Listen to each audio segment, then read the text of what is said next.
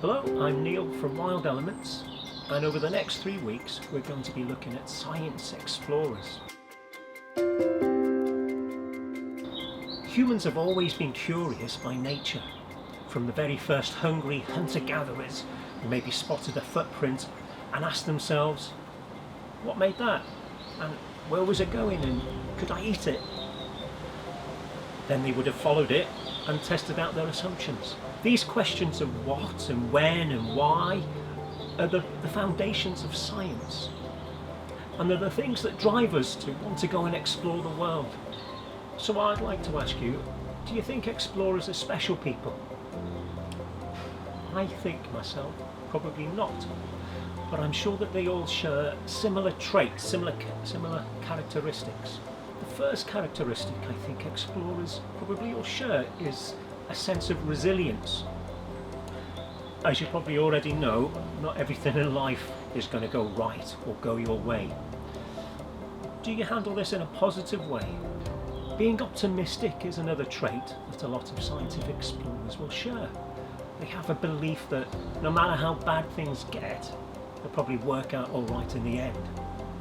It's the trait that keeps them going when everything goes wrong around them.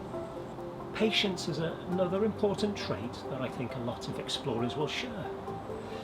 If you rush things, if you're impatient, the chances of something go wrong increase.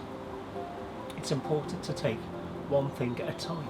Being idealistic is an important trait for an explorer. Whatever you do it to the best of your ability. Strive for excellence.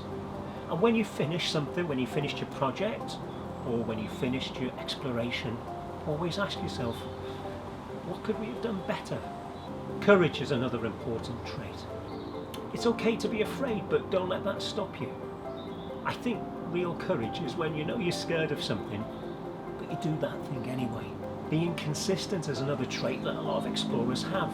They can put in the right amount of energy throughout the expedition. They don't have high days and low days. They try and put in the same amount throughout. And finally, humility. You don't need to exaggerate or show off. Let what you do or let what you've done speak for itself. So over the next 3 lessons, we're going to be looking at a number of different science explorers. We're going to be learning about them, and we'll see what they've contributed to science and how they went about doing it. So I hope you enjoy the journey.